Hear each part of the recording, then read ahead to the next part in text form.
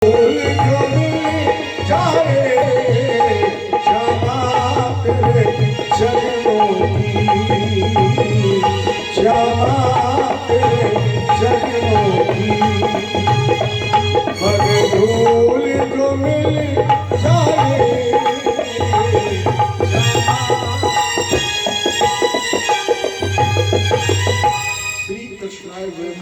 सभी श्री कृष्ण के चरणों में प्रणाम करते हैं। इसके पश्चात श्री सुखदेव जी महाराज की चरण वंदनाएं हैं। यम प्रव्रजम तमनुपेतमपेत कृत्यम दैवायनो विरह कातर आजुहां पुत्रेत तन्मयतया कर्मोऽभिनेतुस्तम सर्वभूत हृदयं मुनिमानतोऽस्मि। परमांश संस्कार शून्य अजान भाव हम उसे कहते हैं जिसके चलते समय हाथ की मध्यमा उंगली पैर के घुटवा के नीचे तक पहुंचती है, इतनी लंबी होती है। और कलयुग में ये गुण महात्मा गांधी के अंदर था। और जिसकी इतनी लंबी उंगली होती है, इतनी लंबी बाह होती है, वो कहीं ना कहीं विशिष्ट प्रतिभा का धनी होता है। कोई ना कोई उसके अंदर विशेष गुण होता है।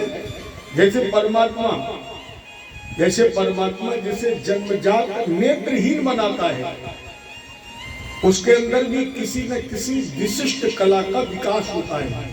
कोई ना कोई विशेष चीज होगी। दादा दूर मत जाइए, आपने गिरिराज जी की परिक्रमा की होगी, कितने अच्छे गाने बजाने वाले, कितना बढ़िया गाते हैं।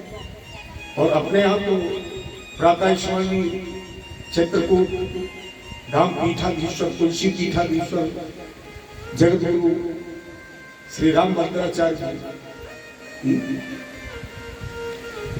कितनी विशिष्ट प्रतिभा के धनी हैं कि शायद हम लोग जीवन भर वो श्लोक नहीं जान पाएंगे, पढ़ नहीं पाएंगे, वो ऐसे बता देते हैं। तो कहीं ना कहीं परमात्मा उसे विशिष्ट गुण देता है। अच्छा, आम लोगों में जैसे कोई थोड़ा बहुत जानकार है हाथ का और उसने उंगली लंबी देखी, जैसे लंबी उंगली देखेगा वो जरूर कहेगा कि इसके अंदर कोई विशेष गुण है। तो अजान बाबू संस्कार शून्य। महात्मा का विचार करो, जिसने मां के गर्भ में ही 12 वर्ष तक तपस्या की, जिसने मां के उदर को ही 12 वर्ष के लिए मंदिर बना लिया हो, उसे किसी संस्कार की जरूरत है? संस्कार की तो हमें आपको अज्ञानियों को आवश्यकता है कि हमें आपको संस्कार दिए जाए तो उनसे अच्छे संस्कार पैदा हो। लेकिन जितने सारे संस्कार मां के गर्भ में ही प्राप्त कर लिए हो, उसे इस मृतलोक में किसी के संस्कार की आवश्यकता नहीं है। तो संस्कार शून्य। पुत्रेत तन्मया, जिन्होंने अपने में अपने पिता को तन्मय कर लिया है। जन्मत ही जग दुख निरत, नरा लपेटे अंग, अभाग चले सुखदेव जी लगे पिताजी संग। जिन्होंने जन्मते ही नारा अपने कमर में लपेट लिया है। हालांकि इनके जन्म की कथा विस्तार से तो नहीं है श्रीमद् भागवत में। अन्य पुराणों में ऐसा मिलता है कि वो लोग धाम से पधारे हैं। ये राधा जी के सामने बैठते थे, राधा नाम गाते थे, राधा के गुण गाते थे, राधा जी के चरित्र गाते थे। लेकिन राधा जी ने एक दिन अपने बाएं हाथ पर सुखदेव जी को बैठाला और कहा, अगर तुम अपना कल्याण चाहते हो तो मेरा नाम नहीं, कृष्ण नाम गाओ, कृष्ण के चरित्र गाओ, कृष्ण की कथा गाओ। और इतना सुनकर सुखदेव जी राधा जी को अपना गुरु मानकर एक तोते के गर्भ में प्रविष्ट हुए और वो तोते का अंडा रखा। तोते के अंडे का जन्म कहाँ हुआ? बट वृक्ष की खोख में। कहाँ? कैलाश पर। इधर ये अंडे के रूप में प्रकटे और उधर नारद जी के मन में एक विचार आई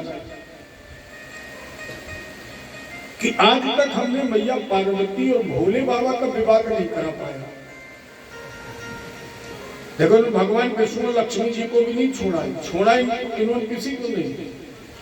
हालांकि नारद का मतलब है नारद ज्ञानम ददाति इत स नारद। नार माने ज्ञान भी है और नार माने अज्ञान भी है। नारद ज्ञानम अर्थात जो अपने ज्ञान के द्वारा जगत का कल्याण कर दे उसे कहते नारद, या जगत की अज्ञानता का जो विध्वंस कर दे उसे भी कहते नारद। लेकिन आज के परिवेश में ज्यादातर लोग नारद की उपाधि किसे देते हैं? पढ़े लिखे को नहीं देंगे, विद्वान को नहीं देंगे। जितना बढ़िया झगड़ा करा ले बोले भैया ये बड़ा नारद है। आज के परिवेश में हम नारद उसे कह सकते हैं जिसको बढ़िया झगड़ा कराने में कला माहिर हो। और मेरी समझ में कलयुग में भगवान की भारत पर बड़ी कृपा है। कब पहले एक नारद था तो दुनिया परेशान थी, अब तो राम ही मालिक है। कब करहल में ही 10-50 नारद हो। अब तो घर घर को भी खैर नहीं है, लेकिन मोहल्ले में एक आध जरूर है। तो नारद जी ने सोचा कि मैंने माता जी का तक विवाद नहीं करा पाया। शिव समाधि में थे। नारद जी ने धीरे से उठाई वीणा और पहुंच गए कैलाश पर्वत पर। मैया पार्वती जी ने कहा गुरु जी पधारे। देखो माता पार्वती जी नारद जी को गुरु मानती है। अब गुरु ये है भी, क्योंकि नारद ने ही कहा था एक तपस्या करो अगर भोलेनाथ को पति रूप में चाहती हो। तो माता जी ने गुरु मानती है और नारद जी ने मां मानते हैं, क्योंकि अन्नपूर्णा है। माता जी ने प्रणाम किया, आइए गुरुदेव आसन दिया। नारद जी ने भी प्रणाम किया। माता जी सब कुशल मंगल है? हाँ गुरु जी। भोले बाबा प्रेम करते हैं? बोले हाँ। आपसे कुछ छुपाते तो नहीं है? पार्वती जी ने कहा बहुत प्रेम करते हैं, हमसे क्यों क्या छुपाएंगे? कुछ नहीं छुपाते। नारद जी ने कहा माता जी मुझे ऐसा लगता है कुछ छुपाते हैं। क्या छुपाते हैं? बोले आज तक आपको ये बताया है कि गले में मुंडमाल किसकी है? कभी बताया है? माता जी ने कहा ये बात नहीं बताई। नारद जी ने कहा यही तो हम समझाने आए, आज भोले बाबा से पूछ लेना। और बीड़ा लेकर के चले। इनका निकलना हुआ शंकर जी की आंख खुल गई। शंकर जी जान के कुछ होने वाला है। आए महाराज जी पधारे हैं तो कुछ होगा। तब तक माता जी आई, प्रणाम किया। लेकिन आज प्रणाम करने के विधान में कुछ अंतर है। वो श्रद्धा नहीं है, वो समर्पण नहीं है। शंकर जी ने कहा कुछ पूछना है? माता जी ने कहा हम तो समझते थे मुझसे बहुत प्रेम करते हैं, लेकिन कुछ छुपाव रखते हैं। शंकर जी जान गए, डाल गए कुछ ना कुछ जादू। बोलिए क्या छुपाया मैंने? माता जी ने कहा ये मुंडमाल किसके हैं? और एक बात महाराज जी, मैंने सुना है कि आप नृत्य भी बहुत अच्छा कर लेते हैं, तो पहले हमें नृत्य दिखाओ, इसके बाद ये बताओ कि ये सर किसके हैं? शंकर जी ने कहा अगर मैंने नृत्य किया कर तो लेता हूं, लेकिन जब से मैंने मस्तक पर चंद्रमा धारण कर लिया तब से नृत्य करना बंद कर दिया। क्यों? बोले चंद्रमा में अमृत का निवास है और मैंने नृत्य किया, कहीं चंद्रमा हिल गया और उससे अमृत की बूंदें छलक गई। ये देख रही है, सब तुम्हारी सौतें बन जाएंगी। माता जी ने मन में सोचा इसके मतलब गुरु जी बिल्कुल ठीक बता गए। अब आप ये बताइए ये सर किसके हैं? अब माता जी जिद कर बैठी। शंकर जी ने कहा देवी बताना पड़ेगा। तो सुनो, हम तुमसे इतना प्रेम करते हैं, इतना प्रेम करते हैं, तुम्हारे इतने अवतार हो चुके हैं और मैंने उन अवतारों का सर अपने गले में धारण कर रखा है। माता जी ने कहा महाराज जी कितने हैं? शंकर जी ने कहा 108। आपके जन्म? शंकर जी ने कहा मैं जन्मा है। हम तो नित्य शुद्ध अविनाशी हैं। माता जी ने कहा क्यों? शंकर जी ने कहा मेरे पास अमर कथा है जिसको सुनने वाला कभी मरता ही नहीं है। माता जी ने कहा तो शुरू हो जाओ। अब आसन तभी छोड़ेगी जब आप मुझे अमर कथा सुनाएंगे, क्योंकि भोले बाबा मैं भी मरना नहीं चाहती। शंकर जी ने कहा शंकर बैठ जाओ। माता जी बैठ गई, सब एक रखी। जैसे अपने ना पहले बच्चे जब नहीं सोते थे तो माता पिता उन्हें कहानी सुनाते थे और कथा सुनाने में कहते थे कि बीच में हुकारी भरना, हुकारी बंद कर दी, कथा बंद।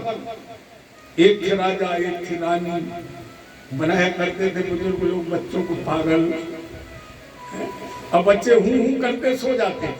वही माता पार्वती जी की दशा हुई। शंकर जी ने सुना भगवान की कथा, इसीलिए कथा में आंख बंद नहीं करनी चाहिए, वर्जित है। क्योंकि अगर आपने आंख बंद कर ली तो निश्चित है 5 मिनट में आपके कान काम बंद करना बंद कर देंगे, नहीं करेंगे काम। अच्छा, हमको ये कहते हैं, आप आजमा के देखिए, जिनको नींद ना आने की बीमारी हो वो टेबलेट खाना बंद कर दें, मत खाएं। जब आप सोने जाए तो केवल रामायण पढ़ने बैठ जाए, टीवी वाली नहीं। राम जी की पुस्तक उठाए, रामायण रामचरितमानस उठाएं, अब आप पढ़ना शुरू करें। मेरी समझ में 5 दोहा नहीं पढ़ पाऊंगी, क्योंकि कुंभकर्ण की पत्नी निद्रा देवी को भगवान राम ने वरदान दिया है, जो मेरी कथा सुने, जो मेरा कीर्तन करे, जो मेरा इतिहास पढ़े, उनकी खोपड़ी में बैठ जाओ। दो टेबलेट खाओ, कम कम रामायण पढ़ो, भगवान की कथा भी है, तो ऐसे सोओगे कि सुबह तक खुलेगी नहीं। कितना बढ़िया। तो माता जी ने हुकारी पढ़ने शुरू की। अमर कथा भगवान शंकर ने तीसरा नेत्र खोला और उस पर्वत को सुरक्षित करने के बाद अमर कथा शुरू की। माता जी हुकारी भर रही थी। थोड़ी देर बाद इन्हें रस मिला, आंखें बंद कर ली। तब तक वो तोते का अंडा फूट गया, बच्चा बन गया। माता जी सुनते सुनते सो गई। अच्छा, तोते की आदत होती है, जो सुनता रहता वही बोलने लगता है। तो माता जी की बारी बंद हुई। अभी तो राधा जी के पढ़ाई में पहले से थे। इन्होंने हुकारी शुरू कर दी, कहीं कथा अधूरी ना रह जाए। कथा पूर्ण हो गई। शंकर जी ने कहा देवी ओम पूर्णमदा पूर्णमिदम। माता जी ने कहा रुक जाओ, यह तो अर्धमिदम है, अभी तुमने आधी सुनी, आगे वाली सुनो। शंकर जी ने कहा फिर वो कथा किसने सुनी? देखो, व्यक्ति क्रोध में हमेशा अपना नुकसान करता है, और ध्यान रखना कि जब भी आपको गुस्सा आएगी आप कभी दूसरे का नुकसान कर ही नहीं सकते, अपने ही करोगे। एक महान भाव बोले गुरुजी अपना हमने नहीं किया, किसका किया? बोले हमें बड़ी पत्नी पर गुस्सा आई, हमने होसल के डंडा मार दिया, तो मेरा क्या नुकसान हुआ?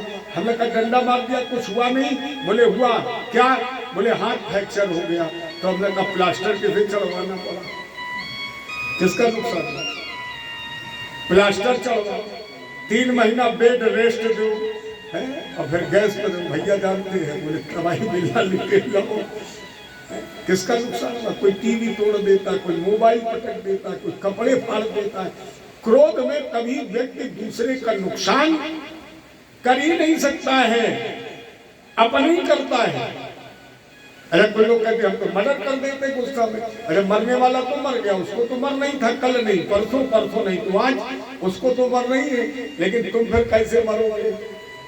जब तक जिंदा रहोगे, जमानत होगी, सुप्रीम कोर्ट तक जाओगे, बच्चों का मुंह देखने के लिए तरस जाओगे, तो नुकसान तो अपन है।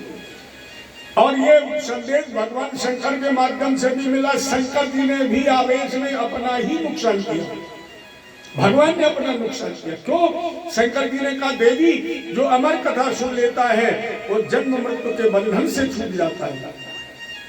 लेकिन जब शंकर जी ने देखा कि ये कथा सुनी किसने, तो वही तोता भगवान शंकर को आ गया क्रोध, और क्रोध में क्या किया, त्रिशूल फेंक दिया उसे मारने के लिए। ये शंकर जी ने अपना नुकसान कर दिया, क्योंकि कह चुके हैं जो कथा सुन लेता है वो जन्म मृत्यु के बंधन से छूट जाता है। और क्रोध में विवेक शून्य हो गए, जिसने अमर कथा सुनी उसे ही मारने के लिए त्रिशूल छोड़ दिया।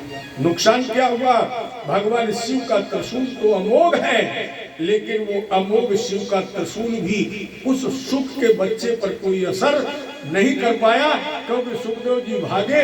वेदव्यास जी की पत्नी मैया अरणी छत पर केस सुखा रही थी, बाल सुखा रही थी, अचानक जम्हाई आ गई, तो सुखदेव जी को मौका मिल गया और उसी जम्हाई के माध्यम से वेदव्यास की धर्म पत्नी के गर्भ में प्रवेश कर गए। अब शंकर जी का त्रिशूल क्या कर सकता है, माने शिव की शक्ति का यह ह्रास हो गया, विवेक काम नहीं किया। परिणाम स्वरूप भगवान शंकर को उस त्रिशूल को अपने लक्ष्य का भेदन किए बगैर ही वापस करना था। और सुखदेव जी बैठ गए गर्भ में, कितने दिन रहे, 12 साल।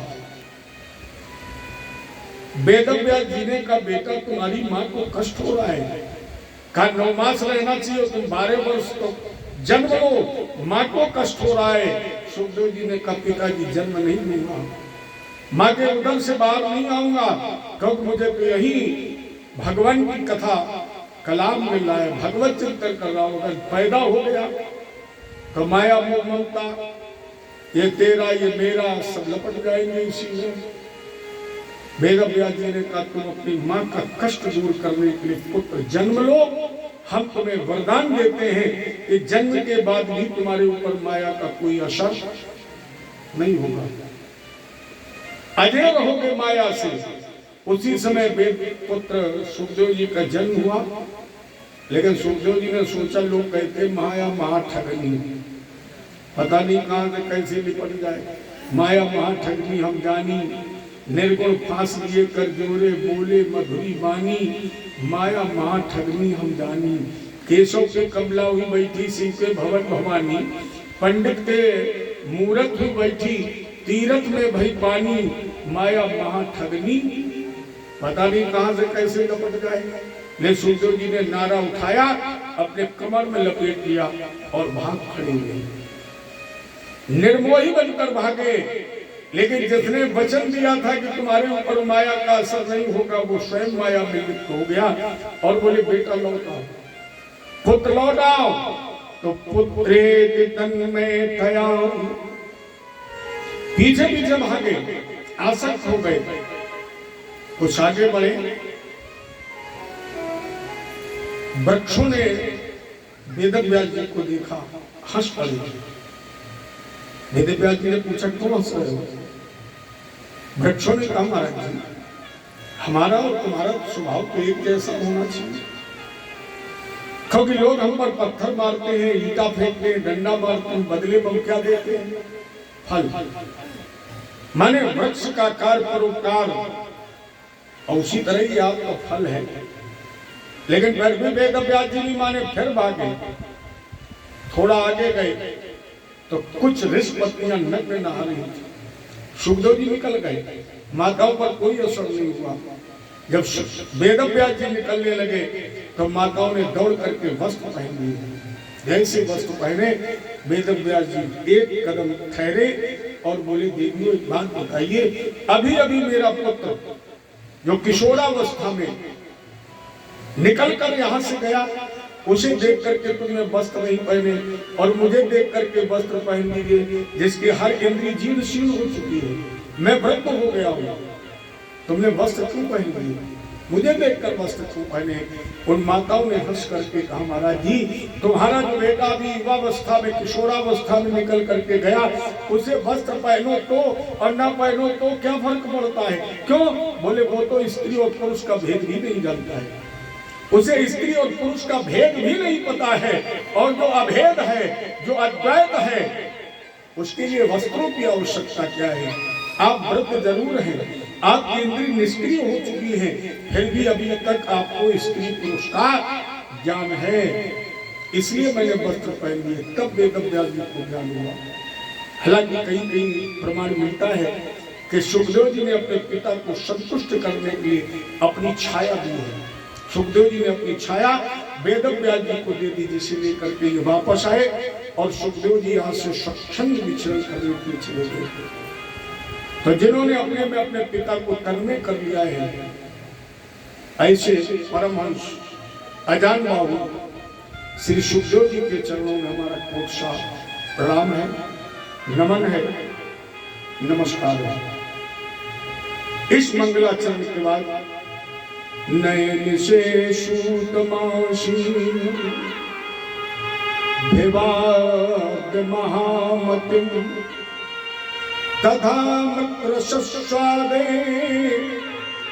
कुशलोत्सव कोश प्रगीत नैमिषे सूतमासीनम।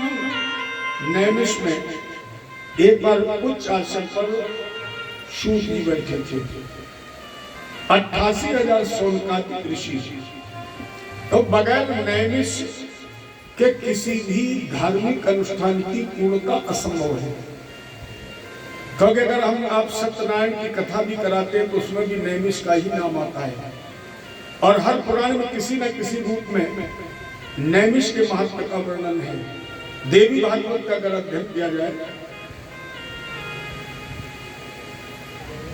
तो उसमें एक कथा है, जब इस पृथ्वी पर कलयुग अधर्म अन्याय अनिल की पराकाष्ठा हो गई तो संत लोग ब्रह्मा जी के पास पहुंचे और हमारे जी बताइए मेरा निवास कहाँ हो, क्योंकि कलयुग धर्म न ज्ञान विवेक, कलयुग में न धर्म है, न ज्ञान है, न विवेक है, तो अब मैं निवास कहाँ करूं। ब्रह्मा जी ने उस समय मनोमय चक्र की रचना की और कहा इस चक्र के पीछे पीछे जाओ, जहां जाकर के ये चक्र रुक जाए वही तुम निवास करना, उस क्षेत्र में कभी भी कलयुग का प्रवेश नहीं होगा। आगे आगे चक्र चला, जहां पर आकर ये चक्र रुका है, चक्र की बीच की जो धुरी होती है, जो नोक होती है, इसे कहते हैं निम्न। जहां आकर इस चक्र की निम्न रुकी है, उसी निम्न से उस स्थान का नाम नैमिष पड़ा है। और अगर आपने नैमिषारण्य तीर्थ की यात्रा की होगी तो आपने देखा होगा वहां का जो मुख्य तीर्थ है वो चक्र तीर्थ ही है। वराह पुराण के आधार पर इस नैमिष क्षेत्र में पहले गौरमुख नाम के एक महात्मा थे जो तपस्या करते थे, लेकिन साम्राज्य असुरों का था। इसलिए महात्मा जी के धार्मिक अनुष्ठानों में ये असुर व्यवधान करते थे। एक बार आ गया संत को क्रोध और आवेश में आकर के इन्होंने जैसे उन असुरों की तरफ देखा, एक निमिष लगा।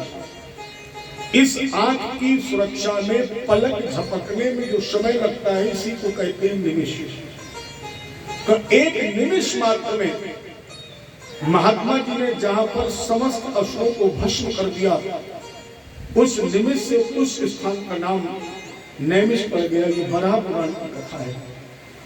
विष्णु पुराण के आधार पर यह तीर्थ अवध प्रांत में सीतापुर जिले में गोमती नदी के किनारे स्थित है। और अगर इस गोमती में स्नान करके जो नैमिष की परिक्रमा करता है उसके जन्म जन्मांतर के पाप नष्ट हो जाते हैं। इसी नैमिषारण्य क्षेत्र में 88,000 ऋषि समुदाय। तो ऐसा नहीं क्या सबसे ज्यादा ज्ञानी सूत जी ही है, यहाँ तो ऐसे ऐसे संत बैठे जिनकी उम्र 10,000 वर्ष, 50,000 वर्ष, 1-1 लाख वर्ष है। लेकिन चाहे ये मान लीजिए कि बोलने के लिए शक्ति चाहिए, और शक्ति होती युवावस्था में। किसी 90 साल व्यक्ति को बैठा दो 6 घंटे के लिए तो वो थोड़ी बोलेगा।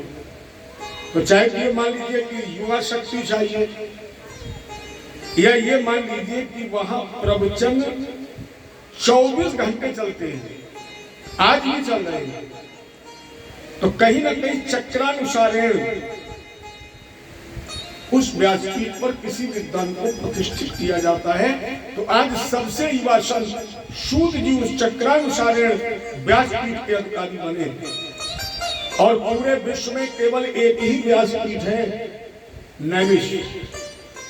वो व्यासपीठ जिस पीठ पर बैठकर वेद व्यास शिष्य सूत जी ने 18 पुराणों का वाचन किया है। अब अगर अलग अलग पीठ बनती तो उसका अलग अलग नाम दिया जाता। कोई देवी भागवत पीठ बनती, कोई गरुड़ पुराण पीठ बनती, लेकिन एक पीठ पर बैठ करके प्रवचन किया गया, इसलिए वहां एक मंत्रणा हुई, इस पीठ का नाम व्यास पीठ ही रख दिया जाएगा। इसलिए तब से परंपरा चली है। कहीं भी चाहे रामलीला का व्यास हो, चाहे सत्यनारायण भगवान की कथा के आसन पर आचार हो, चाहे भागवत जी के आसन पर हो, इन समस्त पीठों का ये ही नाम है और वो कहलाती है व्यास पीठ।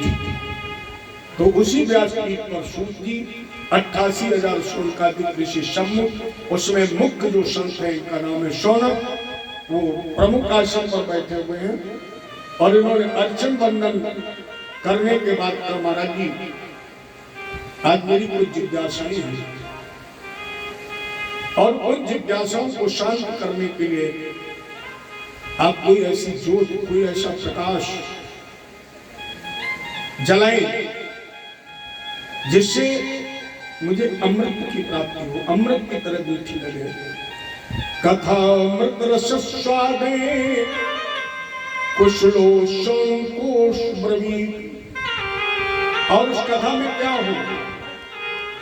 अज्ञान ध्वंद विध्वंस कोटि शूर समर्थ प्रभु सूताख्याहि कथा सारम मम कर्ण रसायनम। भक्ति ज्ञान वैराग्य की वृद्धि हो जाएगी, वैराग्य विवेक की जागृति हो जाएगी। और सत्य यह है कि कानों को अमृत की तरह मीठी लगे। कब मीठी नहीं लगेगी तो रस नहीं मिलेगा, आनंद नहीं आएगा, तो चिंतन नहीं होगा, मन नहीं लगेगा। और मेरे इस कलयुग में इतने लोग बैठे हैं, अगर गाना बजाना ना हो तो राम ही मालिक है, 10-20 भी आदमी बैठे, क्योंकि अब तो ये सब रास रंग का विषय हो गया है। जबकि भागवत वैराग्य की कथा है। अब ऐसी आंधी चल रही है कि बगैर गाने बजाने के बोले गुरु जी मजा ही नहीं आया। कथा मजा का विषय है, कथा मनोरंजन का विषय है। अरे बहुत गहराई से समझना। मुझे तो करीब 36वां वर्ष हो गया है कथा का कहते हुए, और मैंने कभी बताया कि लगभग 30-32 साल तो मुझे करहल में आते हुए। कथा होनी चाहिए स्वांता सुखाए, अपने कल्याण के लिए, निज कल्याण के लिए। हमने कभी कोशिश ही नहीं की कि बहुत भीड़ हो जाए, बहुत बड़े बन जाए, कभी नहीं कोशिश की। मैंने केवल इतनी कोशिश की कि गोविंद जब तक मैं जीऊं इस पृथ्वी पर तब तक आपकी कथा गाता रहूं और सबको सुनाता रहूं। जो इसमें मजा है, जो इसमें आनंद है, अच्छा यहाँ 2-4 लाख लोग इकट्ठे हो जाए, मेरी समझ में कथा नहीं होगी, व्यथा ही होगी।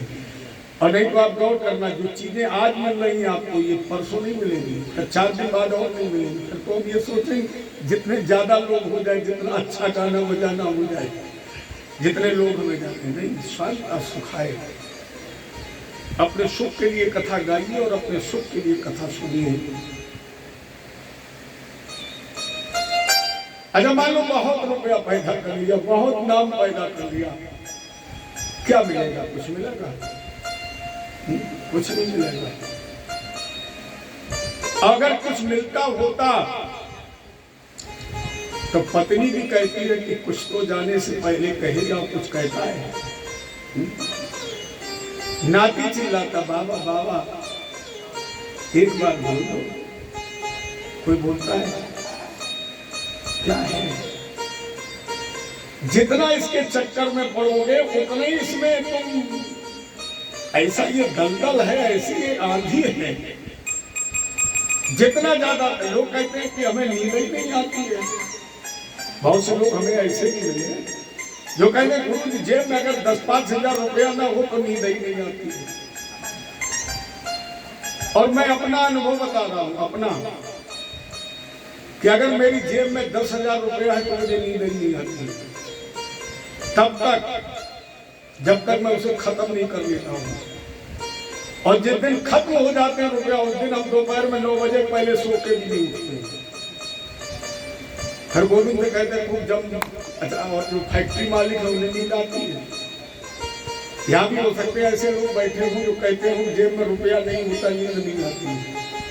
चलिए हम यहाँ किसी जमींदार से कहें कि आज राजा परीक्षित को 5 लाख रुपया दे दीजिए और आप लोग आरती के बाद अपने घर चले जाइए, लाइटें बंद करवा दीजिए, परीक्षित को 5 लाख रुपया देकर ही डल्लभ के गद्दे पर लिटा दीजिए और इनसे कह दीजिए कि तुम्हारा बाल बांका नहीं हो सकता है, हम सब तुम्हारी सुरक्षा में हैं। ईमानदारी बताना, नींद आएगी? 5 लाख छाती पर है, नींद नहीं आएगी जब तुम जानते हो कि पुलिस प्रशासन यहाँ तुम्हारी सुरक्षा में है। बाल बांका भी हो सकता है, फिर भी नींद नहीं आएगी हर 10 मिनट बाद। है?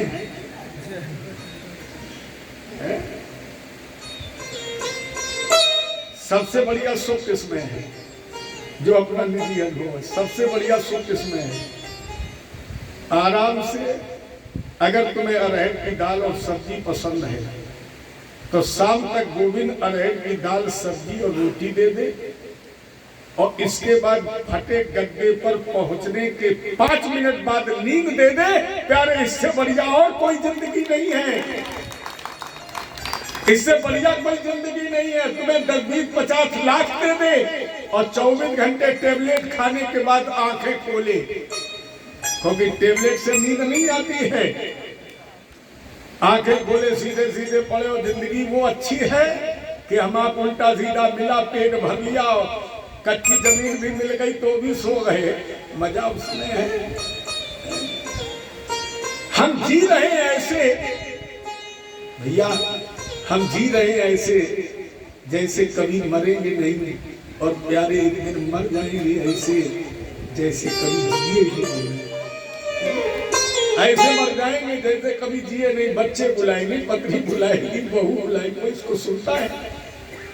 लोग कहते हैं सबसे अच्छी जिंदगी मनुष्य की है, और मैं कहता हूं 84 लाख योनियों में प्यारे अगर भजन न किया तो फिर इससे गैर गुजरी जिंदगी गधा की भी नहीं है। अगर भजन न किया, अगर भजन किया तो बड़े भाग्य मानुष तन पावा और सुर दुर्लभ शब्द ग्रंथन गावा। बड़े भाग्य, लेकिन कब? अगर केवल तन मिलने से बड़े भाग्य होते तो फिर बाबा क्यों लिखते छित जल पावत गगन समीरा अपरिचरित यह अधम शरीरा। अगर बड़े भाग्य है तो फिर बाबा ने क्यों लिखा अधम? इसके मतलब इसमें कुछ दुर्लभ भी है और कुछ अधम भी है। अधम कौन है? अधम के लिए लिखा गया फिर चाणक्य जी का विचार, आहार निद्रा भय मैथुन चई सामान्य चैतान नराम पशूनाम ज्ञान नराणाम धिको विशेषो अज्ञाने ही नाम पशु भी समान। अधम कौन है? भोजन किया, सो गए, विषय भोग में लग गए, धन संचय में लग गए, बोले कथा हो रही वृंदावन बाद में, बोले समझ नहीं है। क्यों? बोले काम बहुत है। तो अधमई तो है, काम बहुत है। आप लोग समझदार लोग पढ़े लिखे बैठे हैं, ईमानदारी से बताना, जिस दिन से होश संभाला है आपने, उस दिन से आज तक क्या किया है? केवल काम। कभी पढ़ाई का काम, कभी लिखाई का काम, कभी नौकरी का काम, बहुत काम है। पूरी जिंदगी केवल काम। इतना बता दो पूरा हो गया है। ये जो 7-8 दिन मिलेंगे इसमें पूरा हो जाएगा? नहीं होगा।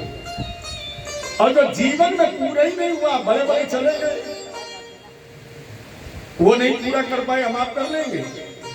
और जो पूरा नहीं कर होगा, क्यों उसे पूरा करने में अपनी जिंदगी पूरी कर रहे हो तो अधूरा ही रहेगा। एक काम कभी पूरा नहीं होगा, इसलिए भजन कर लो। अरे मानो बन गए हो करनी संभालियो, हीरा जन्म ना बिगाड़ियो। मानो बन गए हो, मानो बन गए हो करनी संभालियो, हीरा जन्म ना बिगाड़ियो।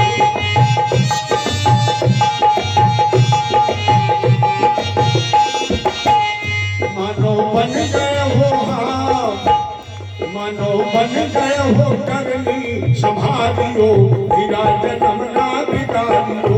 मानो बन गए हो करनी संभालियो, हीरा जन्म ना गवाइयो।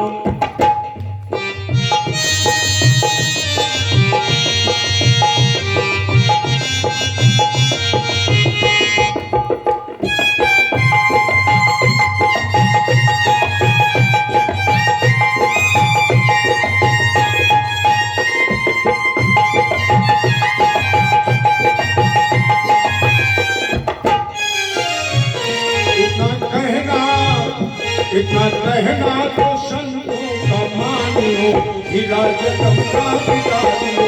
इतना कहना तो संत का मानियो, हीरा जन्म ना गवाइयो। इतना कहना तो संतों का मानियो, हीरा जन्म ना बिगाड़ियो। इतना कहना तो संत का मानियो, हीरा जन्म ना गवाइयो।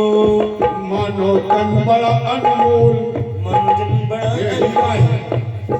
मानो तन बड़ा अनमोल, सबसे मीठी बानी बोल। मानो तन बड़ा अनमोल, सबसे मीठी बानी बोल। काहे बैठे हो राम को पुकारियो, जय हो। काहे बैठे हो राम को पुकारियो, हीरा जन्म ना बिगाड़ियो। काहे बैठे हो राम को पुकारियो, हीरा जन्म ना गवाइयो। मानो बन गए हो, मानो बन गए हो करनी संभालियो, हीरा जन्म ना। तब हीरा जन्म। अब केवल भोजन में, सोने में, विषय में, भोग में, काम में व्यतीत कर दिया तो फिर वो शरीर अधम ही है। अच्छा, आप लोगों ने जूनियर हाई स्कूल में एक पुस्तक संस्कृत में एक श्लोक है, लगभग लगभग सबको याद है, जरा गाएं। सबको याद है, मुझे पता है। एशाम न विद्या, सबको याद है। तपो न दानं, ज्ञानम न शीलम, गुणो न धर्म, अते मृत्युलोकेषु भुवभार भूता, मनुष्य रूपेण मृगाश्चरन्ति। और जिन लोगों ने ये श्लोक गाया है उनको सबको अर्थ मालूम है, बताने की जरूरत है। उनको सबको अर्थ मालूम है। शाम न विद्या, विद्या नहीं, तप नहीं, दया नहीं, दान नहीं, धर्म नहीं, विवेक नहीं, स्वाध्याय नहीं, वो मनुष्य मनुष्य नहीं है। क्या है? उस आप स्वयं समझदार हैं, हम क्यों कहें? आप स्वयं समझदार हैं। चलो इसको हिंदी, थोड़ा हिंदी में, मैं नहीं कह रहा हूं। ऐसा बाबा ने लिखा है, गोस्वामी जी ने।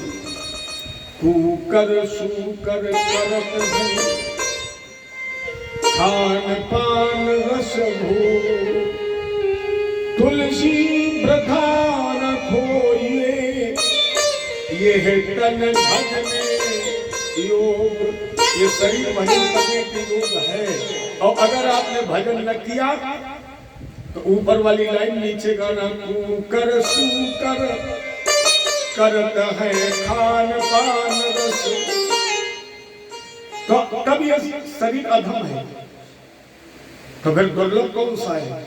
अरे सोई पावन सोई सुभग शरीरा, सोई पावन सोई सुभग शरीरा, सोई पावन सोई सुभग शरीरा, सोई तन पाए भजे रघुवीरा, सोई पावन सोई सुभग शरीरा, सोई पावन सोई सुभग शरीरा, जो तन पाए भजे रघुवीरा, जो तन पाए भजे रघुवीरा, जो तन पाए भजे रघुवीरा। पावन सोई सुभग शरीरा, जो तन पाई भजे रघुवीरा। बड़े भाग्य से मिला है। लेकिन अब यहाँ ध्यान दीजिए, हमने ये क्यों कहा कि भजन नहीं किया तो पशुओं से भी गया मिल रहा है। अब आप कहेंगे क्यों कहा? आप बताइए, आज तक किसी पशु या पक्षी ने अपने बच्चे को मकान बना के दिया है? दिया है? और हम आप पूरी जिंदगी क्या करते हैं? पूरी जिंदगी क्या किया? एक कमरा बन गया, एक कमरा बन गया, आप बोले अब उसमें मार्बल आर्बल लग जाए। पूरी जिंदगी मरते समय तक केवल एक ही काम। पक्षी अपने बच्चे को दाना कब तक देता है? जब तक बच्चा अपनी चोंच से दाना नहीं उठा लेता है। और माता पिता ने देख लिया कि मेरे बच्चे ने जमीन से दाना अपनी चोंच से उठा लिया, उसी दिन से पक्षी अपने बच्चे को दाना देना बंद। और हम आप क्या करते हो? मरते समय बोले मर गए तो क्या हो जाएगा, मर गए तो कैसे बच्चे रहेंगे, मर गए तो कैसे घर चलेगा, मर गए तो कैसे परिवार चलेगा। अरे तुम्हारे बाप मर गए, तुम्हारे बाबा मर गए, परिवार का कुछ बिगड़ा है? मर के तो देखो कुछ नहीं बिगड़ेगा, मर के देखो कुछ नहीं बिगड़ेगा। केवल हम आप परेशान हैं। क्या होगा? कुछ नहीं होगा। ये जगह खाली थोड़ी रहती, तुम तो जगह खाली करो। प्यारे याद रखना, तुम्हारे पास 1 सेंटीमीटर का 1000वां हिस्सा भी जमीन ना हो तो भी मेरे ठाकुर जी ने तुम्हें एक चारपाई भर की जगह दे रखी है। और तुम्हारे पास 10 मंजिल का मकान हो तो भी तुम्हारे नाम केवल एक चारपाई भर जगह ही रहेगी, बाकी सब दूसरों के लिए है। अगर 10 मंजिल का मकान है तो उसमें पूरे में सोओगे। 10 मंजिल में एक कमरा और उस कमरे में भी एक चारपाई भर की जगह, बाकी सब जगह खाली रहेगी, सब दूसरे प्रयोग करेंगे।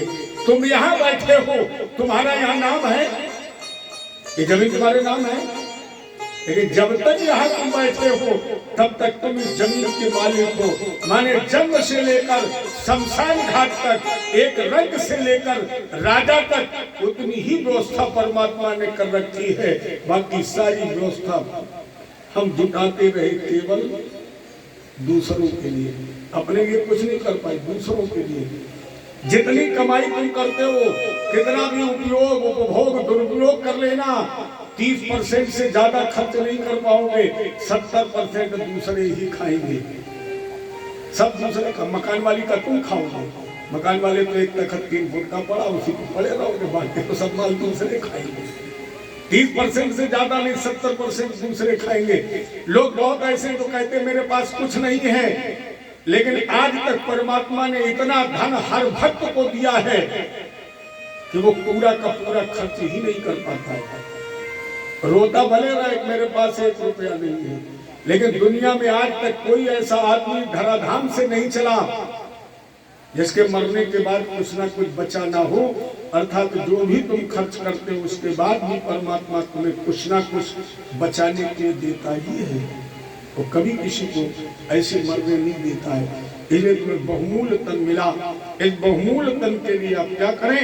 बोले अज्ञान ध्वंत विध्वंस कोटि शूर समत प्रभु सुदाख्या ही कथा सारम मम कर रसायनम। जैसे भक्ति ज्ञान वैराग्य की वृद्धि हो जाए और मेरे कानों को अमृत की तरह मीठी लगे। इसके अलावा महाराज जी भक्ति ज्ञान विरागा तो भक्ति हो, ज्ञान हो, वैराग्य हो,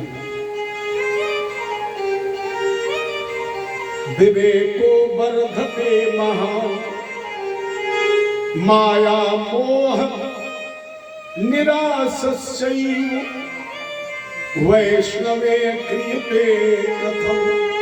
जैसे वैष्णव लोग बड़े प्रेम से कहते हो, बड़े प्रेम से सुनते हो, प्रच्छत तो वैकुंठम योग दुर्लभम। जो वैकुंठ बड़े बड़े योगियों को दुर्लभ हो, वो उस प्रकाश में जाने के बाद दुर्लभ वैकुंठ की प्राप्ति भी कर लेता हो, ऐसी कोई ज्ञान की ज्योत जलाइए। सूत जी ने कहा सौनक महात्मा प्रीति सौनक चित्ते ते हतो वच विचारचा सर्व सिद्धांत निष्पन्नम संसार भय नाशनम। हम तुम्हें वो ज्ञान देने जा रहे हैं, वो चर्चा, वो ज्योत, वो प्रकाश, वो तेज, जिसकी छत्र छाया में आने के बाद संसार भय नाशनम, संसार के समस्त भय का विनाश हो जाएगा। अच्छा पहले तो ये बताइए, आज तक आपको कोई ऐसा व्यक्ति मिला है जैसे एक या एक बीमारी ना हो? कोई ऐसा नजर आया है? एक ना एक बीमारी सबको लगी है। वो कहेगा भैया सब सुख है हमें, कोई कमी नहीं, लेकिन छोटा वाला बेटा ठीक नहीं है, लग गई बीमारी। अंतर क्या है? निर्धन धनी को सुखी मानता है, धनी निर्धन को सुखी मानता है। और जहां तक देखा जाए, जिनके घर परिवार जमीन है वो भी रो रहे हैं, जिनके पास कुछ नहीं वो भी रो रहे हैं, जिनके बच्चे नहीं है वो भी रो रहे हैं, जिनके बच्चे हैं वो भी रो रहे हैं, जिनके पास पैसा है वो भी रो रहे हैं, जिनके पास नहीं है वो भी रो रहे हैं, परीक्षित जिनके विवाह नहीं हुए हैं वो भी रो रहे हैं, और जिनके हो गए हैं। संसार का मतलब ही रोना है। जब तक यहां रहोगे रोना ही रोना है। सब दुखी है, कोई तन दुखी, कोई धन दुखी, कोई ऐसा है नहीं सुखी, कोई तन दुखी, कोई मन दुखी, कोई धन बिन राहत उदास। अब भैया थोड़े थोड़े सब दुखी, सुखी राम के दास सब सुखी। परिक्रमा मस्त, बढ़िया मिल जाए तो बढ़िया खा लेते हैं, ना मिले तो भी जी लेते हैं। तो जो परमा अच्छा, जैसे पहले, अब तो माताएं अगर इनसे पूछा जाए चक्की चलाती हो तो कहो देखा भी ना हो। पहले जब माताएं चक्की चलाती थी ना, घर में चलती थी आटा पीसने के लिए, तो हमेशा वो दाना बचता था जो कील के सहारे रहता था। माताएं पाट को काटती थी, कील के सहारे जितने थे दूर करती थी, फिर पीसती थी, लेकिन वो दाना फिर भी बचता था जो कील के किनारे रहता था। कील वो परमात्मा ही है, दो पाटन के बीच में बाकी बचा था, लेकिन उस गोविंद के नाम के सारे जो है वो कभी किस्ता नहीं हुए। इस संसार भय नाशनम, ये जो संसार के भय है, जो संसार के दुख है, जो सब पीड़ा है, वो समाप्त हो जाएगी। लेकिन उसके लिए एक शर्त है, तदहम ते अभ्यास्याम सावधान तया शुरू। अगर संसार की बीमारियों से बचना चाहते हो तो श्रीमद् भागवत की अमर कथा सावधान होकर के सुनो। सावधान का मतलब, आप डॉक्टर के पास जाए और डॉक्टर ये कहे कि आपको दवा 3-3 घंटे में खानी है, तो मरीज का ये दायित्व बनता है कि वो दवा 3-3 घंटे में खाए। और मरीज सोचे कि 3-3 घंटे में 4 बार कौन खाएगा, 4 खुराकें इकट्ठी खा लो तो क्या होगा, ना मर्द रहेगा, सारी समस्याएं खत्म। अच्छा, मरीज के डॉक्टर कहे 3-3 घंटे में, वो आप 3-3 दिन में खाएं, नहीं। वही हमारे सुखदेव जी ने या हमारे शौनक जी से सूत जी ने कहा कि अगर कल्याण चाहते हो तो बस इस कथा को सुनने के लिए एक ही निवेदन है, सावधान से सुनो। तब तक सुनो जब तक मन सावधान होकर सुने, और जब ना लगे तो समय बर्बाद मत करो। जैसे अभी हम देख रहे हैं, अब लोग बेमन से सुन रहे हैं, सब मोबाइल में निकाल के टाइम देख रहे हैं। तो ऐसे बेमन से सुनने का मतलब क्या है? इसलिए हम यही निवेदन करके आज विश्राम करेंगे यहीं पर, और वो केवल निवेदन ये है, दैहिक, दैविक, मानसिक, ये 3 ही बीमारियां हैं।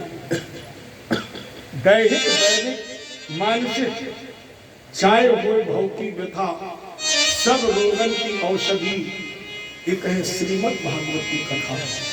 सारी बीमारियों की दवा केवल भागवत जी की कथा है। लेकिन ये कथा काम कब करेगी? जब सावधान होकर सुनो। जैसे कितने लोग बैठे हैं यहाँ, इस समय किसी बीमारी है, बीमारी को वृंदावन बाज के बाहर खड़ी है, आप यहाँ से मुड़कर चले, बीमारी पकड़ लेगी। किसी को नींद की बीमारी लगे, कुछ ऐसे बैठे होंगे जिन्हें भोजन नहीं मिला होगा, यहाँ से निकले हुए अब तो जल्दी, और आपको नहीं। जैसे हम भगवान की कथा से दूर होंगे, वो बीमारी हमें भी लगेगी, आपको नहीं, हमें भी लगेगी, क्योंकि हम तो 2-3 जिला पार किए बैठे हैं, तो हमें तो 3 गुनी बीमारी ज्यादा।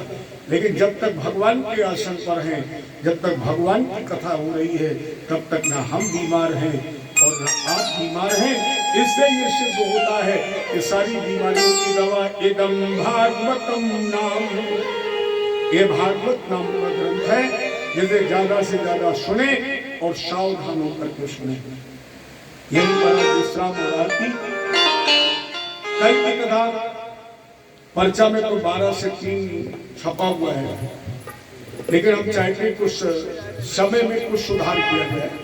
12 बजे दोपहर में, अच्छा ये बताइए 2 से 5 कर दी जाएगा? आप लोग बताइए, क्योंकि दिन में तो आपकी ही ड्यूटी रहेगी। 2 से 5 ठीक, दिन में 2 से 5 और शाम को 7 से 10, ठीक है मिश्रा जी? अब 10-5 मिनट तो हमारे आपकी फिर हर इच्छा है, 10 मिनट उधर लेट भी हो सकती है, इधर भी हो सकती है। माने कल से, और हम चाहेंगे करीब 5-6 साल बाद यश व्यासपीठ पर आने का मुझे गौरव मिला है। कम से कम 5 साल तो हो ही गए हैं। हम चाहते हैं आप लोग ज्यादा से ज्यादा संख्या में आए और ज्यादा से ज्यादा ठाकुर जी की कथा सुने। प्रेम से आप लोग आरती, और इसके बाद आज की कथा का विश्राम।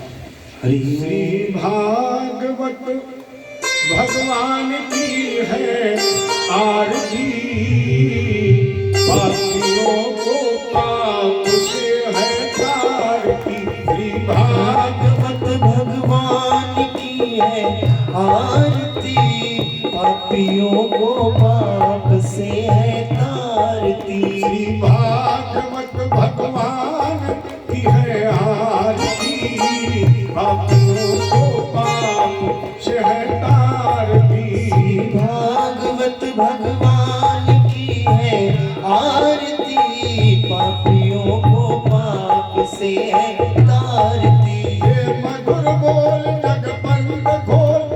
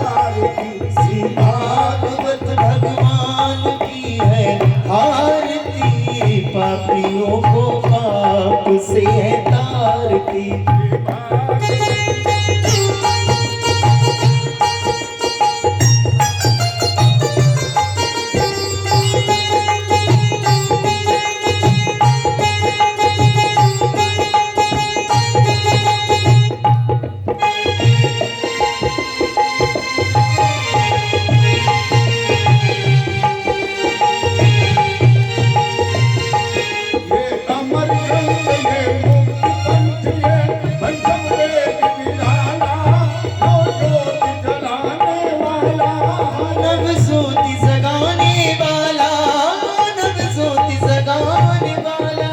हरि नाम यही हरि धाम यही, हरि नाम यही हरि धाम यही। जग मंगल की आरती पापियों को पाप से है तारती। श्री भागवत भगवान की है आरती, पापियों को पाप से तारती। ये शांत गीत पावन मुनि पापों को मिटाने वाला, हर दर्श कराने वाला। हरि दर्श कराने वाला है, हरि दर्श कराने वाला है। ये सुख करनी है दुख हरनी है, ये सुख करनी ये दुख हरनी। मधुसूदन की आरती पापियों को पाप से है तारती। इस भागवत भगवान की है आरती, पापियों को पाप से है तारती।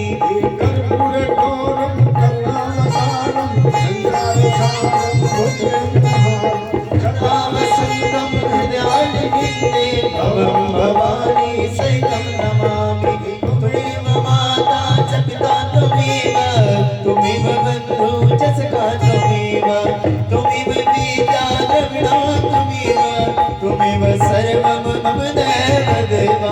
नीलाम्बुजगश्याम मलकुमलगं सीता समारो, पृथ्वां भगं पाणो महासा।